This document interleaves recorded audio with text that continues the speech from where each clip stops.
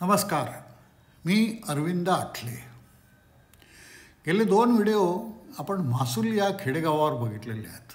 म्हासुर्ली हे प्रचंड सृष्टी सौंदर्य, वनसौंदर्य, निसर्ग सौंदर्य, अतिशय हिरवागार सगळीकडे भाग असणारा भाग आहे.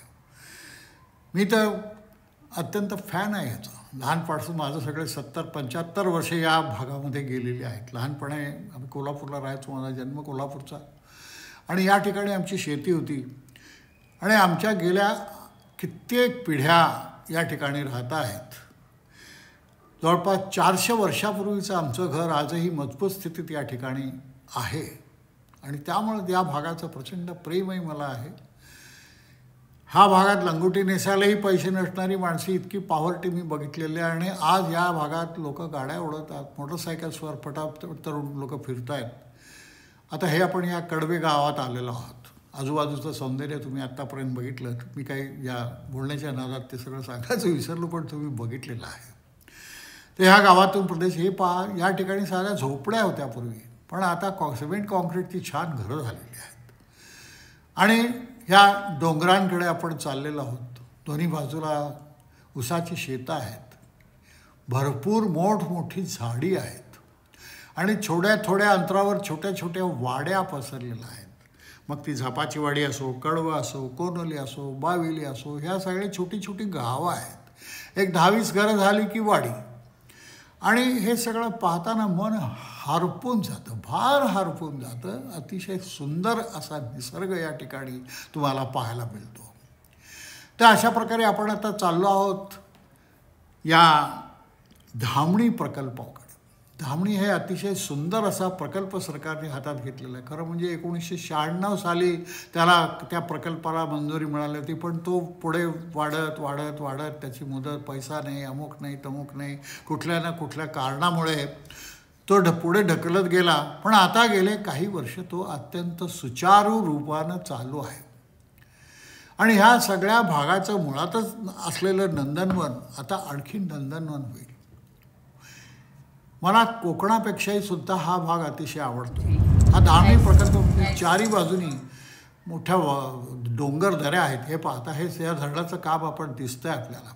हे जवळच वाडी आहे आणि हे पाहता हे मोठा एवढा बांध आपल्याला लांबूनच दिसतो आहे. आणि ह्या छोटी वळणं घेत असलेला रस्ता, दोन्ही बाजूला हिरवीगार शेतं. किती आनंद असा या भागात आल्यानंतर असा ऊर भरून येतो आपल्या पूर्वजांच्या आठवणीने सुद्धा. आणि हे वर काम चालू आहे. हे तुम्हाला दिसतं आहे समोरचं जे कन्स्ट्रक्शन आहे. या ठिकाणी मोठी गेट्स होतील पुढे आणि हे सगळं खणलेलं आहे आणि मोठा पाण्याचा प्रचंड मोठा साठा. राधानगरीनंतर हेच सगळ्यात मोठं धरण या भागातलं होईल. कामं चालू आहेत. शेकडो यंत्र या ठिकाणी आलेली आहेत आणि ही यंत्र, मोठमोठी यंत्र अजाळ. आता हा आता जाताना हा रस्ता खडक फोडून हा रस्ता केलेला आहे. किती सुंदर वाटतं या ठिकाणी.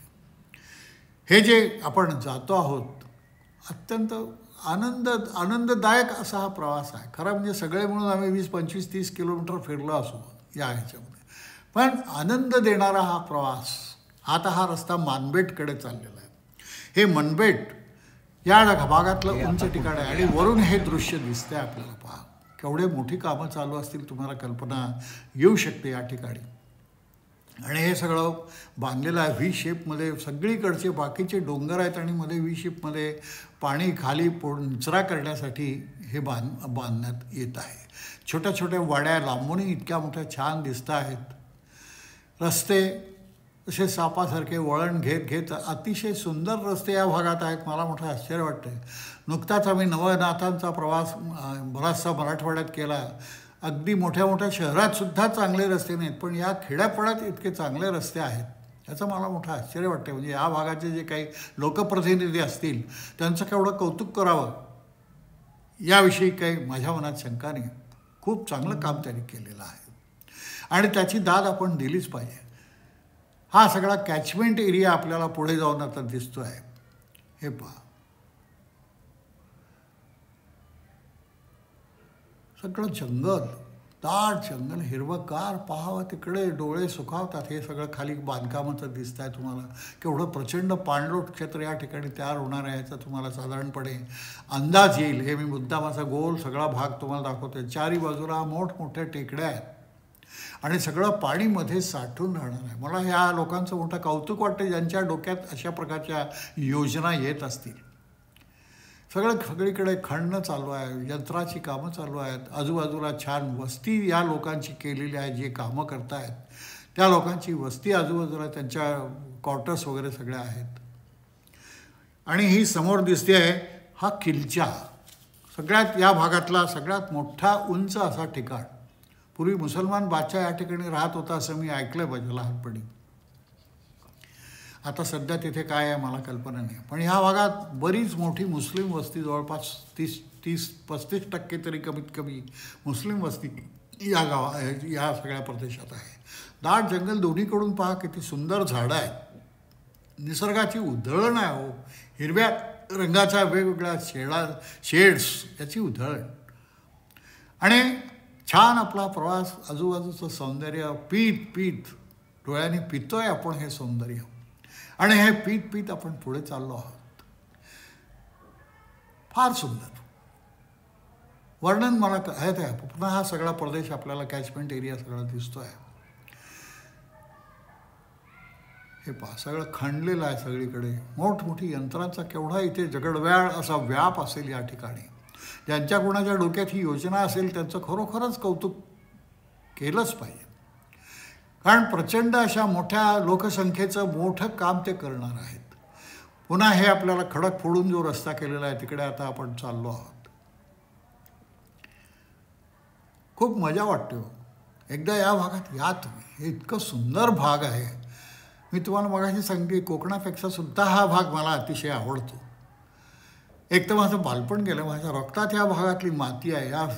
माझ्या रक्तामध्ये सगळा या मातीचा वास भरलेला आहे आणि तो वास मला अत्यंत सुखावतो आहे. गेले 70 वर्ष 75 वर्ष मी या भागात येतो आहे आणि एक प्रचंड विलक्षण अशी मला आतून ओढ आहे. माझ्या खेड्याचे व्हिडिओ मी मुद्दाम तुमच्यासमोर ठेवले आहेत. हे बघा इथून हे सगळे दृश्य दिसत आहेत आपल्याला. किती काय कामं चालू आहेत. हे सगळं त्यांच्या ज्या क्वार्टर्स वर्कर्स जे काही राहतात, इतर लोक राहतात, त्यांच्या हे आहेत राहण्याची सोय त्याच ठिकाणी केलेली आहे. आणि वळणाने पुन्हा आपण खाली चाललो आहोत.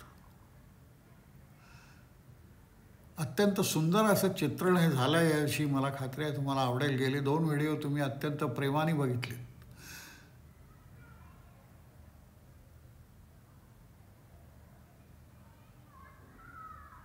सगळं क्षेत्र बाकीच्या कारणासाठी प्रतिबंधित आहे.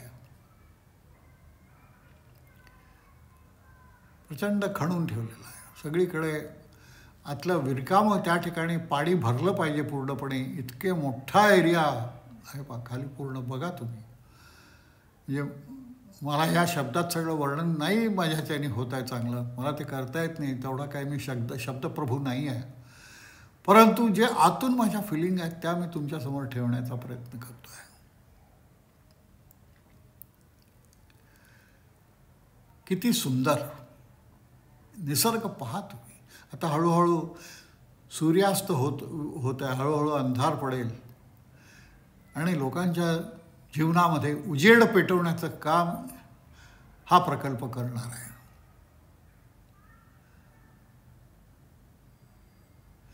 मोठमोठी झाडं, आंबे फणस लदले आहेत सगळ्याला. छोट्या छोट्या वाड्या, त्यात प्रत्येक वाडीमध्ये साधारण एका वाडीमध्ये अशी देवळं आहेत छोटी सुंदर. आपली संस्कृती किती कशी जपली गेलेली आहे खेड्यापाड्यात सुद्धा ह्याचं दर्शन या ठिकाणी आपल्याला होतं. ही छोटी मंदिरं आहेत पण लांबून अतिशय सुंदर वाटतात. या आत जाऊन आपण देवाचं दर्शन घ्यावं. देव नक्की आहे या ठिकाणी. या जगामध्ये देव आहे याविषयी मनात खात्री पटत जाते. आहा काय हो, कशी ही रंग का नाही डोळ्यांना सुखावणार सांगा बरं. केळीची झाडी. आता हे पहा शेतं कशी हिरवीगार, सुंदर सुंदर सगळं. काय वर्णन मला शब्द. आणि रस्ते किती सुंदर आहेत. इतक्या इंटेरियरच्या भागामध्ये इतके सुंदर रस्ते असणं हे खरोखरच एक कठीण काम सरकारने केलेलं आहे. काही करत नाही असं आपण म्हणायचं कारण नाही. फोडली जात नाही. छानच देऊळ आहे तुझं छान.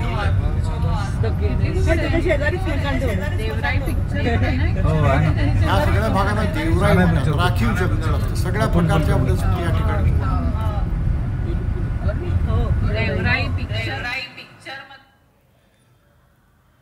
अशा ह्या देवराया आधेमध्ये या ठिकाणी आजूबाजूला आहेत, जिथे शेकडो प्रकारच्या वनस्पती नैसर्गिकरित्यामध्ये हात न लावता वाढलेल्या आहेत. आणि हे छानपैकी सगळं वातावरण, ही अशी सुंदर रचना निसर्गाची, पोट भरून जातं, डोळे भरून जातात, डोळे निवतात.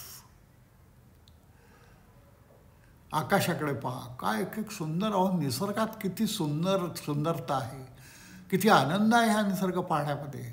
छोट्या छोट्या गोष्टीत मी नेहमी म्हणतो आनंद आपण घेऊ शकलो पाहिजे.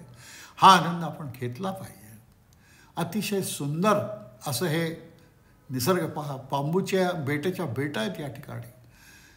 या वाड्या, सगळ्या वाड्यांच्या भोवती आजूबाजूला बऱ्याच ठिकाणी बांबूची झाडं आहेत. ती सुंदर दिसतात. लांबून ही दृश्य दिसणारी काय पहा.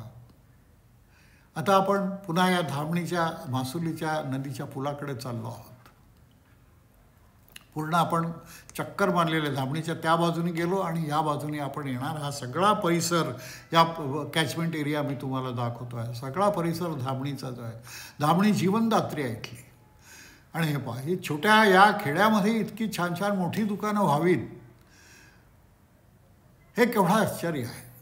ज्यांनी हा भाग प्रवास गेले 75 वर्षाचा प्रवास मी या खेड्याचा बघतोय म्हणून सांगतोय तुम्हाला. आणि या ठिकाणी आता आमचं घर आलेलं आहे. आता उजवीकडे वळणार. पूर्वी पायवाटा होता सगळ्या ठिकाणी. 12-15 किलोमीटर जाऊन बस पकडावी लागत असे, सगळं पायी जावं लागत असे पूर्वी. पण हल्ली सगळ्या सोयी झालेल्या आहेत. हे छान मैदान आमच्या घराशेजारी. हे पलीकडचं घर आमचं 400 वर्षापूर्वीचं आहे. किती पिढ्या आमच्या नांदल्या असतील या ठिकाणी. आणि आता केवढी संपन्नता या ठिकाणी आलेली आहे. खूप छोटे छोटे टुमदार बंगले झालेले आहेत. लोक गाड्या उडत आहेत. मोटरसायकलीवर सगळे तरुण पिढी किती फिरते. तुम्ही येऊन बघा हा भागाची ही प्रगती. आणि हे आमचं घर. सगळ्या या प्रवासाची या ठिकाणी इतिश्री. नमस्कार. पुन्हा भेटूया.